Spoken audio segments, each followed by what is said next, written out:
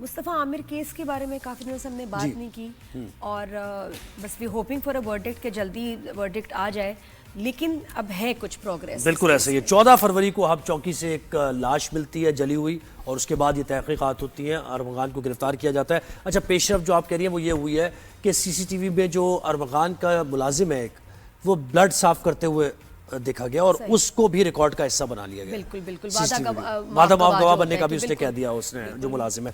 तो इस पर मजीद क्या तहकीकात हुई है, क्या पेशरफ्त हुई है, हमें नुमाइंदे खुसूसी फैसल शकील ने ज्वाइन किया है। फैसल अस्सलाम वालेकुम, गुड मॉर्निंग। मुझे बताएं कि इस केस में आगे कहाँ तक पेशरफ्त अभी हुई है, ये जो लेटेस्ट सीसीटीवी वीडियो की हम बात कर रहे हैं। जी बिल्कुल ज़ुहैब, इस केस में जो है वो पेशरफ्त हुई है और ये पेशरफ्त इस तरह से हुई है कि जो प्रोसिक्यूशन है उसने जो है वो अरमगान के गिर्द घेरा तंग कर दिया है।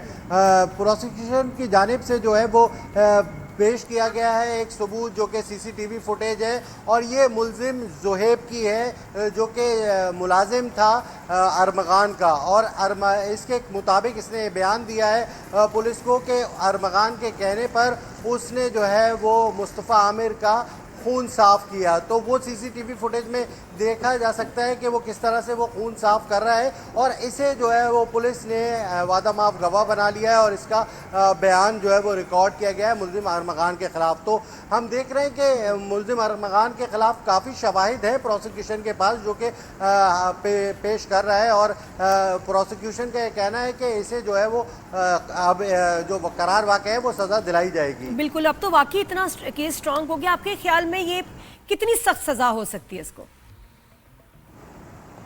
जी बिल्कुल, इसमें सख्त सज़ा तो ये फांसी भी हो सकती है और उम्र कैद भी हो सकती है। ये तो जज साहब पर है और जो मज़ीद शवाहिद पेश करेंगे उसके मुताबिक जो है वो कानून अपनी रास्ता लेगा और उसे सज़ा देगा।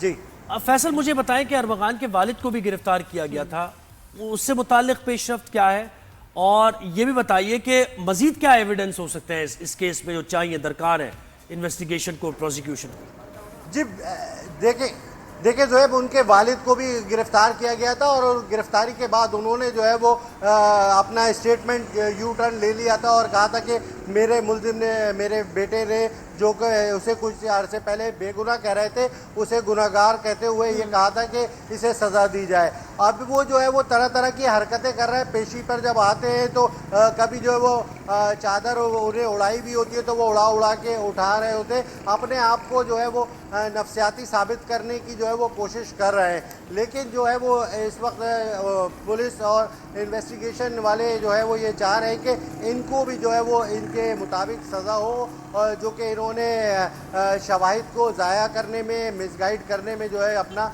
किरदार अदा किया। तो अभी जो है वो मुस्तफ़ा आमिर कत्ल केस में पुलिस के पास इन्वेस्टिगेशन में बहुत कुछ है जो कि पेशियों पर सामने आएगा। तो फैसला मेरे ख्याल अब जल्दी हो जाना चाहिए क्योंकि फैमिली बड़ी तकलीफ में होगी और जब तक फैसला ना हो जाए इतनी तकलीफ कम नहीं होनी। और हम सबको भी इंतज़ार है कि ये ऐसा केस था जिसने सबको हिला के रख दिया, बहुत ही खौफनाक। फैसल, बहुत शुक्रिया, आपने केस से मुताल्लिक पेशला में दिया।